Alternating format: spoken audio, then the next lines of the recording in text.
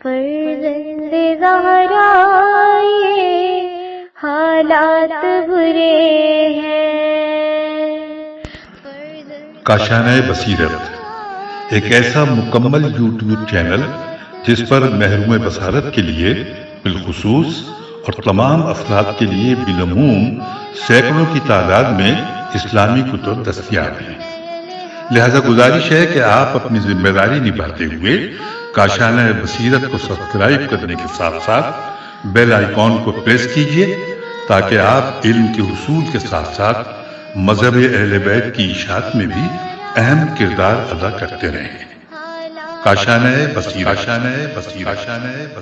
فرزند زہرا یہ حالات برے ہیں۔ بسم اللہ الرحمن الرحیم۔ السلام علیکم سامعین، کاشانہ بصیرت کا یوٹیوب چینل میں سیمی زوار ہم مل کر پڑھ رہے ہیں۔ یہاں پر کتاب گلدستہ معاون امتحانات برائے اسلامیات اور اس کے رائٹر ہیں حافظ جمشید اختر۔ اس کتاب کو پڑھتے ہوئے یہ پارٹ نمبر 10 ہے، ہم پہنچ گئے ہیں اور یہاں پر ہم پڑھ رہے تھے جہاں پر لاسٹ نشست میں ہم نے آپ سے اجازت چاہی تھی۔ وہ ہیڈنگ تھی مشہور عربی تفاسیر اور ان کا اجمالی تعارف۔ جیسا کہ میں نے آپ کو بتایا تھا کہ کل 20 تفاسیر کا ذکر ہے، جس میں سے ہم نے 4 پڑھ لی تھی۔ 5ویں کو پڑھنے کا آغاز کرتے ہیں۔ پیج نمبر 65 پہ بالکل 2 لائنیں اور پھر 66 پہ آ جائیں گے کہ 5ویں نمبر پہ نام ہے مفاتیح الغیب از فخر الدین رازی ابو عبداللہ محمد بن عمر، بریکٹ میں ہے 543 سے لے کے 606 ہجری۔ آپ شہر رے میں پیدا ہوئے اور ہرات میں یا ہرات ہیر الفتے میں فوت ہوئے۔ اس تفسیر کا دامن کلامی مباحث، فلسفہ اور ریاضی کے مضامین سے لبریز ہے۔ اس میں مباحث اور مسائل کو سوالاً و جواباً بیان کیا گیا ہے۔ اس میں اہم ترین بات معتزلہ اور ملحدین کے اعتراضات کا رد ہے۔ امام صاحب تفسیر کو مکمل نہ کر سکے، ان کے بعد قاضی شہاب الدین بن خلیل اور شیخ نجم الدین احمد بن محمد نے مکمل کی۔ امام رازی نے اپنی تفسیر میں کونیات، کاف واو نون یہ الف کونیات پر بہت خصوصی دلچسپی لی ہے۔ اس تفسیر کی اہم خصوصیات یہ ہیں: انسائکلوپیڈیا، ربط آیات و سورت، رد مذاہب باطلہ، رد فلاسفہ، متکلمانہ انداز، محاکمہ اور اپنی رائے دینا۔ اس تفسیر کا اردو میں ترجمہ ہو چکا ہے۔ ایک ترجمہ مولانا خلیل احمد رحمہ اللہ کا سراج منیر کے نام سے معروف ہے۔ یہ تفسیر بالرائے جائز ہے۔ یہ تفسیر پہلے 8 جلدوں میں اور اب 30 جلدوں میں طبع ہوئی ہے۔ اس تفسیر کے متعلق مشہور ہے کہ یہ انورٹڈ کاما ہے کہ کلو فی حل التفسیر انورٹڈ کاما کلوز۔ اب آگئے ہیں 6 نمبر پہ پڑھتے ہیں۔ نام ہے الجامع لإحکام القرآن از ابو عبداللہ محمد بن احمد اندلسی قرطبی، اور بریکٹ میں لکھا ہے میم 671 ہجری۔ پھر لکھا ہے امام موصوف اس تفسیر میں اسباب نزول، اقسام قرات اور اعراب سے تعرض کرتے ہیں، مگر غریب الفاظ پر روشنی ڈالتے ہیں۔ موصوف اپنی اس تفسیر میں معتزلہ، قدریہ قاف ڈال رہے یہ ہے قدریہ، شیعہ، فلاسفہ اور غالی صوفیہ کا خوب رد کرتے ہیں۔ آپ نے احکام والی آیات کی وضاحت میں دلائل و براہین کی روشنی میں آیات سے مستنبط مسائل اور متعلقہ مسائل کا ذکر کیا ہے۔ موصوف مفسر کا تعلق اگرچہ مالکی مسلک سے ہے، مگر آپ میں تعصب بالکل نہیں ہے، یہ فقہی تفسیر ہے۔ اور آئیے 7ویں نمبر پہ پڑھتے ہیں۔ انوار التنزیل و اسرار التاویل از قاضی ناصر الدین عبداللہ بن عمر البیضاوی، بریکٹ میں ہے میم 691 ہجری۔ لکھا ہے علامہ بیضاوی کی تفسیر متوسط الحجم اور تفسیر و تعویل کی جامع ہے۔ یہ عربی زبان کے قواعد اور اہل السنت کے اصول و ضوابط پر مشتمل ہے۔ موصوف نے ہر سورت کے آخر میں سورت کی فضیلت پر مبنی روایات خواہ صحیح ہوں یا ضعیف کو نقل کیا ہے۔ آپ نے تفسیر کبیر اور راغب اصفہانی کی تفسیر سے بھرپور فائدہ اٹھایا ہے۔ آپ قرات اور اسرائیلی روایات کا آپ اپنی تفسیر میں ذکر کرتے ہیں اور اس میں قرآن کریم کے مطالب و معانی اور اس کے رموز و اسرار پر عمدہ انداز سے بحث پائی جاتی ہے۔ یہ تفسیر ایک جلد میں مطبوع ہے، تفسیر بالرائے محمود ہے۔ پھر 8ویں نمبر پہ ہے مدارک التنزیل و حقائق التناویل از عبداللہ بن احمد بن محمود النصفی، بریکٹ میں ہے میم 701 ہجری بریکٹ کلوز، ماورا النہر میں نصف نون سین فی نصف یا نصف نامی شہر کی طرف نسبت کی وجہ سے نصفی مشہور ہیں۔ امام موصوف نے اپنی تفسیر کا بیشتر حصہ تفسیر بیضاوی اور کشاف سے اخذ کیا ہے۔ یہ ایک متوسط القامت تفسیر ہے۔ مفسر نے اس میں وجوہ اعراب اور مختلف قراتوں کو جمع کیا ہے۔ اس تفسیر کو تفسیر کشاف کے محاسن کی جامع اور اس کے نقائص سے پاک سمجھا جاتا ہے۔ فقہی مسائل اور اسرائیلیات کا بھی گاہے بگاہے ذکر موجود ہے۔ تفسیر بالرائے ہے۔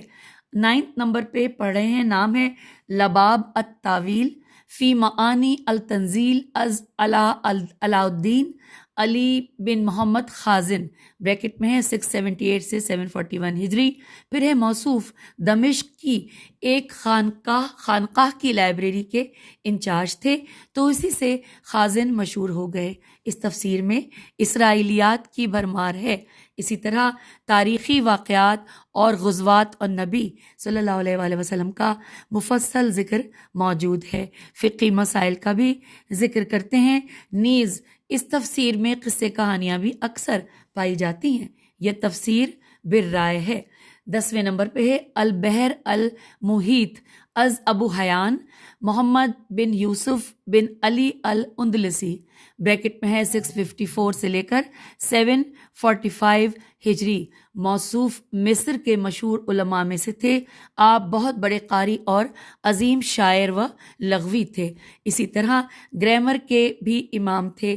وجوہ اعراب اور نحو کا اس تفسیر میں کثرت سے ذکر ہے۔ اس تفسیر میں قرآنی بلاغت کا بھی ذکر موجود ہے۔ موصوف مفردات کے معانی بیان کرنے کے ساتھ ساتھ اسباب نزول، ناسخ و منسوخ اور فقہی مسائل وغیرہ کا بھی ذکر کرتے ہیں۔ یہ تفسیر 8 جلدوں میں مطبوع ہے۔ یہ تفسیر بالرائے محمود ہے۔ نمبر 11 پہ ہے تفسیر القرآن العظیم از ابو الفدا اسماعیل بن کثیر، بریکٹ میں 705 سے 774 ہجری۔ یہ تفسیر بالماسور ہے اور اس موضوع پر صحیح ترین تفسیر ہے۔ اس تفسیر کی اہم خصوصیات یہ ہیں: تفسیر ابن جریر کا خلاصہ ہے اور اس تفسیر کے بعد تفسیر ابن کثیر کو تفسیر بالماسور کی بہترین تفسیر کہا جاتا ہے۔ تفسیر کے آغاز میں ایک طویل مقدمہ ہے۔ ربط آیات، اسرائیلیات سے پرہیز اور مناسب انداز میں نقد و جرح، لطائف دقیقہ، غیر ضروری مسائل کی تحقیق کی مذمت، احکام والی آیات سے فقہی مسائل کا استنباط اور وضاحت۔ موصوف نے انتہائی آسان پیرائے اور مختصر الفاظ میں تفسیر کی ہے۔ یہ تفسیر اصل عربی زبان میں تھی مگر اب اس کے تراجم اردو، انگلش اور دنیا کی مشہور زبانوں میں پائے جاتے ہیں۔ علامہ سیوطی رحمہ اللہ نے تفسیر ابن کثیر کے متعلق فرمایا ہے کہ لم یولف علا نم تہو مثلہو، ہجے نہیں کرتے، بس ویسے زیر زبر پیش نہیں ہے، لیکن اس کا ترجمہ لکھا ہے کہ اس جیسی تفسیر نہیں لکھی گئی۔ اور پھر یہاں پہ اب آگے ہیں ہم نمبر 12 پہ، لکھا ہے تفسیر جلالین از السیوطی 849 سے لے کر 911 ہجری، اور محمد امحلی الف میم ہے لام چھوٹی ہے، یہ لکھا ہے 791 سے 864 بریکٹ میں۔ پھر لکھا ہے کہ آپ رحم اللہ مصر میں پیدا ہوئے تھے، موصوف امام سیوطی کے استاد ہیں۔ ان دونوں مفسرین کا لقب چونکہ جلال الدین تھا، جس کی وجہ سے ان استاد شاگرد کی تفسیر کو جلالین کہا جاتا ہے۔ علامہ مجلسی نے سورہ کہف سے آخر تک اور سورہ فاتحہ کی تفسیر لکھی تو ان کا انتقال ہو گیا۔ پھر انہی کے اسلوب کو مد نظر رکھتے ہوئے ان کے شاگرد نے باقی تفسیر مکمل کی تھی۔ یہ تفسیر انتہائی مختصر ہے، اکثر و بیشتر تو اس کو تفسیر کی بجائے عربی میں ترجمہ قرآن کا نام دیتے ہیں، کیونکہ اس کی تفسیر یا ترجمہ قرآنی الفاظ کے تقریباً برابر ہے۔ اردو زبان میں کمالین، جمالین اور فیض الامامین کے ناموں سے 3 مختلف ترجمہ و شرحیں مشہور ہیں، اور مترجمین و شارحین کا زیادہ تر تعلق دارالعلوم دیوبند سے ہے۔ یہ تفسیر ایک جلد میں مطبوع ہے۔ یہ تفسیر بالرائے ہے۔ اب نمبر 13، الدر المنشور فی التفسیر الماسور از سیوطی، بریکٹ میں ہے 849 سے 911 عیسوی۔ امام سیوطی رحم اللہ اپنی اس تفسیر کا تعارف کرواتے ہوئے خود نقل کرتے ہیں کہ میں نے تفسیر قرآن پر ایک مفصل مستند تفسیر تحریر کی جو کہ 4 جلدوں میں مکمل ہوئی، اور اس کا نام میں نے ترجمان القرآن منتخب کیا۔ اس میں میں نے احادیث و آثار کو اسانید سمیت درج کیا تھا۔ جب میں نے محسوس کیا کہ لوگ اب اسانید سے گریز کرتے ہیں اور طوالت سے گھبراتے ہیں، تو پھر میں نے ترجمان القرآن کا خلاصہ الدر المنصور یا منشور کے نام سے تیار کیا۔ اس میں صرف 3 متن روایت پر اکتفا کیا ہے۔ یہ تفسیر بالماسور ہے۔ نمبر 14 پہ ہے فتح القدیر فی الجمع بین الراویت والدرایت از محمد بن علی شوکانی، بریکٹ میں ہے 1173 یعنی 1173 سے لے کر 1250 ہجری۔ لکھا ہے موصوف شوکان میں پیدا ہونے کی وجہ سے شوکانی کی نسبت سے مشہور ہیں۔ موصوف کی فقہ الحدیث کے موضوع پر نیل الاوتار شرح منطقی الاخبار بہت شہرت کی حامل کتاب ہے۔ امام شوکانی ایک آیت تحریر کرنے کے بعد اس کی نہایت عمدہ تفسیر کرتے ہیں جو عقلاً بھی قابل قبول اور پسندیدہ ہوتی ہے۔ پھر اس کی تفسیر میں علماء سلف کے اقوال نقل کرتے ہیں۔ اس کے ساتھ ساتھ وہ اسلاف کی تفاسیر سے اقتباسات بھی پیش کرتے ہیں۔ ان کے یہاں ربط آیات و سور کا اہتمام بھی کیا جاتا ہے۔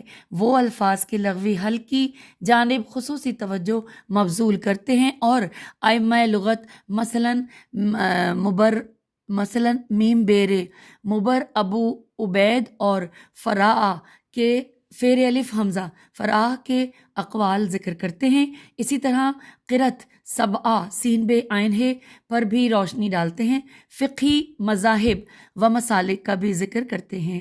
موصوف کی تفسیر میں اکثر جگہ موضوع و ضعیف زواد عین یہ فے روایات پائی جاتی ہیں، یا موضوع و ضعیف روایات پائی جاتی ہیں، اور اس کو زیدی فرقے کی نمائندہ تفسیر بھی کہا جا سکتا ہے۔ آپ کی تفسیر روایت اور درایت کو جمع کرنے والی ہے۔ 15 نمبر پہ ہے روح المعانی از شہاب الدین محمود آلوسی، 1217 سے لے کر 1270 ہجری۔ موصوف عراق کے سرخیل اور منقولات و معقولات کے عالم تھے۔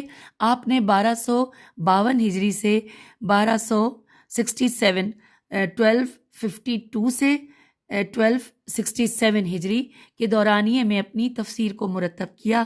آپ کی تفسیر کو سابقہ کتب تفسیر کا خلاصہ کہا جا سکتا ہے۔ موصوف فقہی آراء میں جس کو مبنی بر ثواب سمجھتے ہیں، اسی کو ترجیح دیتے ہیں۔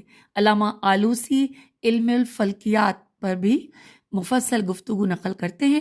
موصوف اسرائیلیات اور جھوٹے واقعات کو شدید نقد و جرح کا نشانہ بناتے ہیں۔ اسی طرح مفسر نے ربط آیات اور اسباب نزول کا بھی ذکر کیا ہے، اور ممتاز خوبی اس تفسیر کی یہ ہے کہ اس میں صوفیانہ تفسیر کا اسلوب بھی پایا جاتا ہے۔ آلوس الف مد آ لام وسین ایک گاؤں کا نام ہے جو کہ ملک شام اور بغداد کے درمیان واقع ہے۔ اس کی طرف نسبت کی وجہ سے آلوسی مشہور ہیں۔ یہ تفسیر بالرائے ہے۔ 16 نمبر پہ ہے الجواہر فی تفسیر القرآن الکریم از شیخ تنتاوی، تو اسے ہے تنتاوی جوہری، 1870 سے لے کے 1940 عیسوی۔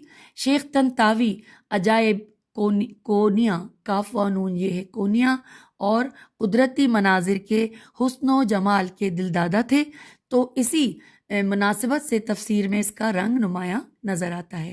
مفسر نے اس تفسیر میں سب چیزوں کو جمع کر دیا ہے، چنانچہ اس میں احکام و اخلاق، عجائب قدرت، جدید علوم و فنون موجود ہے، اور بالخصوص اس تفسیر کا موضوع علوم کونیا ہے، کاف و نون یہ ہے۔ شیخ تنتاوی لکھتے ہیں کہ 750 آیات قرآن میں علوم و فنون کے متعلق ہیں۔ دوبارہ پڑھتے ہیں کہ شیخ تنتاوی لکھتے ہیں کہ 750 آیات قرآن میں علوم و فنون کے متعلق ہیں۔ ٹھیک ہے، ہم پیج 769 پر آ گئے ہیں اور 17 نمبر پڑھنے جا رہے ہیں۔ لکھا ہے تفسیر المنار از سید محمد رشید رضا، 1282 سے لے کے 1354 ہجری۔ موصوف امام ابدا اور سید جمال الدین افغانی کے معتقد ہیں۔ سید جمال الدین سے ان کی ملاقات تو نہ ہو سکی، البتہ شیخ ابدا سے تفسیر کے سلسلے میں خوب فائدہ اٹھایا، اسی لیے ان دونوں استاد شاگرد نے الگ الگ تفسیر کے موضوع پر قلم اٹھایا ہے۔ آپ تفسیر قرآن کے سلسلے میں احادیث صحیح، اقوال صحابہ و تابعین اور عربی زبان کے اسلوب سے خوب استفادہ کرتے ہیں۔ شیخ رشید رضا ان کے استاد شیخ ابدا جادو کے معاملے میں معتزلہ کے افکار کے قائل تھے کہ جادو کی کوئی حقیقت نہیں ہے۔ اسی طرح رشید رضا نے آپ صلی اللہ علیہ وآلہ وسلم کے معجزات میں قرآن کے علاوہ بقیہ تمام معجزات کا انکار کیا ہے۔ فقہی مسائل میں موصوف مجتہد نظر آتے ہیں۔ یہ تفسیر ابھی سورہ یوسف تک پہنچی تھی کہ موصوف خالق حقیقی کی طرف چل پڑے۔ 18 نمبر پہ ہے تفسیر المراغی از شیخ محمد مصطفیٰ المراغی، بریکٹ میں ہے 1881 سے 1945۔ علامہ مراغی بھی رشید رضا کی طرح شیخ ابدا سے بہت متاثر تھے اور انہی کے جدید انداز تفسیر کے مکتب کو اپنایا تھا۔ آپ نے تفسیر کا آغاز لیکچرز کی صورت میں کیا تھا جو کہ بعد میں کتابی شکل اختیار کر گئی۔ اسی مناسبت سے آپ کی تفسیر کو الدروس الدینیہ کے نام سے بھی جانا جاتا ہے۔ موصوف کا امتیازی موضوع دین اسلام کے اسرار و حکم ہوتا تھا اور ان پر تفسیر کے ضمن میں خصوصی روشنی ڈالتے تھے۔ 19 نمبر پہ ہے تفسیر فی ظلال القرآن از سید قطب شہید، 1906 سے لے کے 1966 تک ہے۔ لکھا ہے کہ آپ مصر کے صوبے سیوط سین یہ واؤ توئے کے شہر سوشا نامی گاؤں میں پیدا ہوئے۔ یہ تفسیر فارسی میں 10 پاروں کی سایہ قرآن کے نام سے چھپی ہے۔ اس تفسیر میں معاشی، سیاسی اور معاشرتی مسائل کو حل کرنے کی کوشش کی گئی ہے، نیز اس میں مستشرقین کے اعتراضات کا جواب بھی دیا گیا ہے۔ یہ تفسیر اصل میں عربی زبان میں ہے۔ اس تفسیر کی اہم خصوصیات اختصار و جامعیت، علمی و فکری انداز، سائنسی انداز، جدید طرز تحریر، ادبی انداز، انقلابی و تحریکی انداز، تربیتی انداز، دعوتی طرز فکر وغیرہ۔ موصوف کی یہ تفسیر 8 جلدوں میں مطبوع ہے اور یہ تفسیر اصل میں عربی زبان میں لکھی گئی تھی۔ 20ویں نمبر پہ یعنی کہ جو آخری جو ہم نے پڑھنی ہے وہ ہے التفسیر المنیر، غلطی کر جاتے ہو نا پڑھتے پڑھتے۔ التفسیر المنیر فی العقیدۃ والشریعت والمنہج از डॉक्टर वहाबा जहीली, नाम भी मुश्किल है सामीन। आइए आगे चलते हैं। ब्रैकेट पे लिखा है कि आप 1932 ईस्वी को मुल्क शाम में पैदा हुए थे और मौसूफ ने अपने इलाके में ज़्यादा तालीम हासिल की, फिर जामे अजहर से तालीम हासिल की। आप रहमुल्लाह की तफसीर 17 जिल्दों पर मुहित है। आपने उन्वानात का तयन किया, आयराब व तरकीब की वजाहत की, मुफरदात की तशरीह की, सूरतों की वजह तस्मिया व फ़ज़ाइल बयान किए, फ़िक़ही इख्तिलाफ़ात पर तफसीली मुबाहिस दर्ज किए, दौर जदीद के मसाइल का तज़किरा किया, आयात का बाहमी रब्त वाज़े किया और इसराइलियात से इज्तनाब वगैरह का जिक्र है। अच्छा सामीन, यहाँ पे ब्रैकेट शुरू तो हुआ था, कहीं क्लोज नहीं हुआ, लेकिन हमने 20 पूरी जो तफसीलात हमने पढ़नी थी वो पढ़ ली और हम पेज 70 पर आ गए हैं और यहाँ हम पढ़ने जा रहे हैं मशहूर उर्दू तफासिर और उनका मुख्तसर तारुफ। यहाँ पर कुल 21 हम किताबों के बारे में पढ़ेंगे। नंबर 1, अल तफसीरात अल अहमदिया फ़ी बयान अल आयात अल शरिया अज़ मलाजियून हानफी रहमुल्लाह, ब्रैकेट में है 1047 से लेकर 1130 हिजरी। मौसूफ का नाम अहमद है, लखनऊ के मज़ाफ़ात के रिहायशी थे। बरसग़ीर में ग़ालिबन पहली फ़िक़ही तफ़सीर मुल्ला जीवन ही की लिखी गई थी। मौसूफ ने मुस्तकिल पूरे कुरान की तफ़सीर नहीं की, बल्कि उन आयात को मद्देनज़र रखा है जहाँ अहकाम वाली आयात हैं। दूसरे नंबर पे है फ़तह रहमान अज़ शाह वली अल्लाह बिन शाह अब्दुर रहीम देहलवी रहमुल्लाह, ब्रैकेट में है मीम 1176 हिजरी।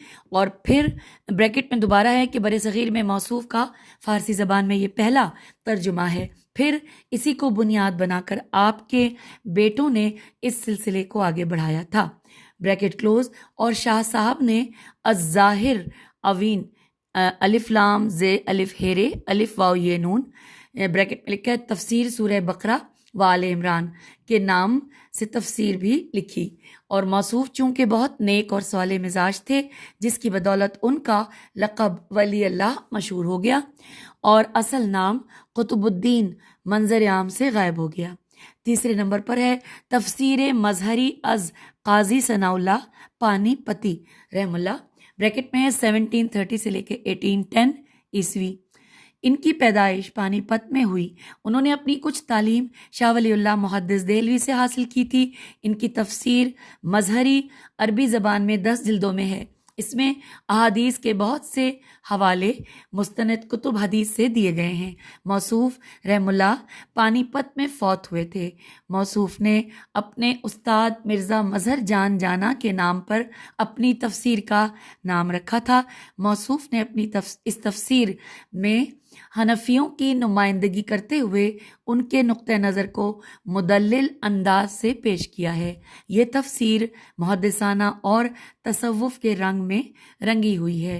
मुफस्सिर ने इस तफसीर में इख्तिलाफ क़िरात, फ़िक़ही मसाइल और मुतज़िली अक़ायद के रद्द का जिक्र किया है। चौथे नंबर पर है मौज़ा मीम वाव ज़्वाद है मौज़ा अल कुरान अज़ शाह अब्दुल कादिर मुहद्दिस देहलवी रहमुल्लाह, ब्रैकेट में है 1753 से लेकर 1815 ईस्वी।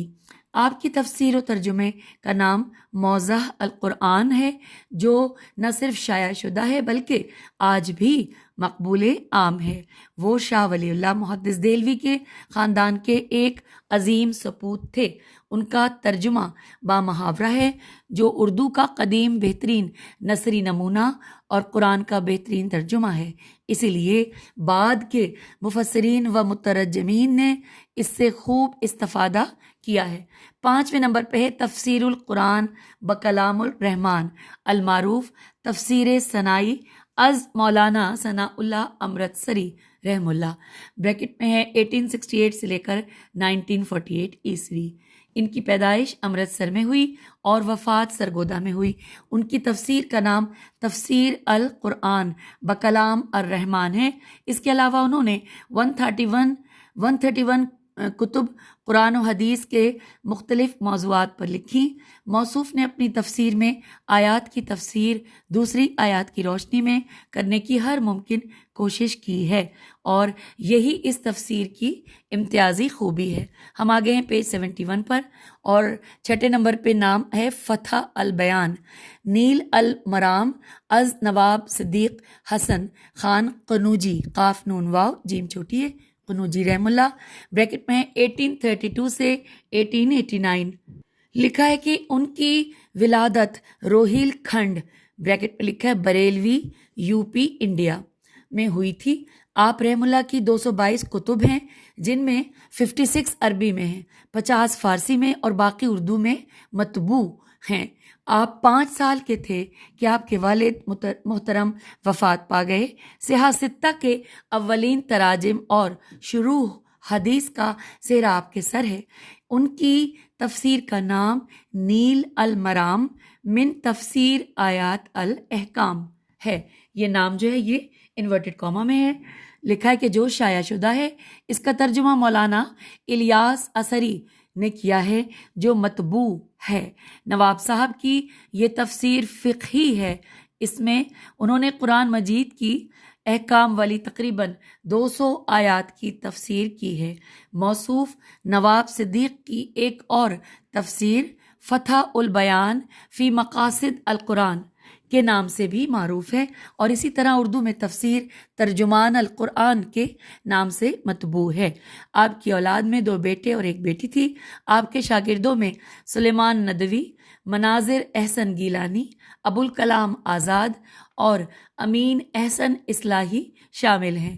مفسر نے اپنی تفسیر میں الفاظ کے معنی، بیان، قرات، اسباب نزول، مسائل فقہ، فقہا کے اجتہادات، غرض تمام پہلوؤں کا لحاظ رکھا ہے۔ موصوف نے اپنی تفسیر کے مقدمے میں عہد صحابہ سے لے کر اپنے زمانے تک کے مفسرین کے نقطہ نظر اور اصول تفسیر کا تعارف کروایا ہے، روایت اور درایت کا مطلب سمجھایا ہے، اور اس کے بعد اپنے مقصد تفسیر اور تفسیری نقطہ نظر کو وضاحت کے ساتھ پیش کیا ہے۔ نمبر 7، تفسیر فتح العزیز از شاہ عبد العزیز دہلوی رحم اللہ 1159 سے 1239 ہجری۔ لکھا ہے کہ آپ شاہ ولی اللہ رحم اللہ کے بڑے صاحبزادے ہیں۔ یہ نہایت مفصل تفسیر تھی، جس کی اکثر جلدیں 1857 عیسوی کے ہنگاموں میں ضائع ہو گئی تھی، اور اب صرف سورہ بقرہ اور پارہ ام کی تفسیر موجود ہے۔ نمبر 8، فتح المنان المعروف تفسیر حقانی از مولانا ابو محمد عبدالحق حقانی، اور یہ ہے بریکٹ میں 1267 سے 1335 ہجری۔ لکھا ہے آپ رحم اللہ کی تفسیر 8 جلدوں میں شائع ہو چکی ہے۔ یہ قرآنی علوم کا انسائکلوپیڈیا ہے اور اہل علم میں بہت مقبول ہے۔ اس تفسیر میں روایت اور درایت دونوں کو جمع کر دیا گیا ہے۔ نمبر 9، بیان القرآن از مولانا اشرف علی تھانوی 1884 سے 1943 عیسوی۔ آپ رحم اللہ کی تفسیر اہل علم اور عوام میں بہت مقبول و معروف ہے۔ اس کے علاوہ بھی آپ نے 800 کتب، رسائل، کتابچے تحریر فرمائے۔ یہ تفسیر تشریح، لغات، فصاحت و بلاغت کے نکات اور تصوف و سلوک کے اسرار و رموز کا بے بہا خزانہ ہے۔ اس میں تراکیب، استنباط اور اختلاف قرات کا ذکر ہے۔ اس میں تصوف اور تزکیہ نفس پر خاص مضامین لکھے گئے ہیں۔ اس میں بیضاوی، جلالین، اتقان، الف ت قاف الف نون، معالم التنزیل، روح المعانی، خازن، تفسیر عثمانی، تفسیر ابن کثیر، در المنصور اور الکشاف کا خلاصہ موجود ہے۔ یہ تفسیر پہلی بار مطبع مجتبائی دہلی سے 1918 کو 12 جلدوں میں مطبوع ہوئی تھی۔ ہم آگے ہیں 72 پیج پر اور 10ویں نمبر پہ پڑھنے جا رہے ہیں مفردات القرآن وسالیب القرآن، اور مولانا حمید الدین فراہی 1863 سے 1930 عیسوی۔ آپ انڈیا کے شہر اعظم گڑھ اتر پردیش کے قصبے فریحہ میں پیدا ہوئے۔ اس قصبے کی مناسبت سے آپ فراہی کی نسبت سے مشہور ہیں۔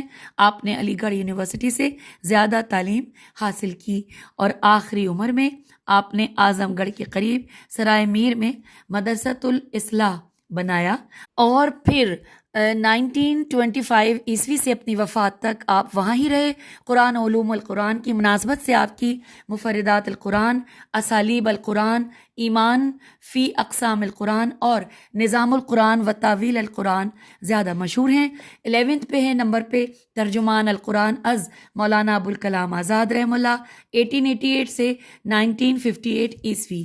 آپ کی پیدائش مکہ معظمہ میں ہوئی اور وفات ہندوستان میں ہوئی۔ ان کی تفسیر ان کی 2 جلدوں میں مطبوع ہے مگر مکمل نہیں ہے۔ موصوف عالم اسلام کی ایک نابغہ روزگار ہستی تھے، نون الف بے غین ہے، اور جنہوں نے متعدد کتب بھی لکھی مگر ان کی شہرت کا سبب یہی تفسیر بنی۔ 12 نمبر پہ ہے معارف القرآن از مولانا مفتی محمد شفیع رحمہ اللہ، 1897 سے 1976۔ ان کی تفسیر انگریزی اردو دونوں زبانوں میں 8 جلدوں میں شائع ہے۔ اس کے علاوہ انہوں نے 162 کتب رسائل بھی تحریر فرمائے۔ مفتی محمد شفیع نے صرف 5 سال میں مکمل کی تھی اور موصوف کی تفسیر میں فقہی مسائل، اثری ضروریات و تہذیب اور ملحدین کے شکوک و شبہات و اعتراضات کا ازالہ موجود ہے۔ اس تفسیر میں ہر سورت سے پہلے سورت کا اجمالی خلاصہ بیان کیا جاتا ہے اور اہم عنوانات کا ذکر موجود ہے۔ ان کا انتقال 1396 ہجری 1976 عیسوی میں ہوا۔ مولانا ادریس کاندھلوی کی تفسیر بھی معارف القرآن کے نام سے مطبوع ہے مگر وہ 6 جلدوں میں ہے۔ سامعین، یہاں پر ہم آپ سے اجازت چاہتے ہیں، اس سے آگے انشاءاللہ اگلی نشست میں پڑھیں گے۔ خدا حافظ، فی امان اللہ۔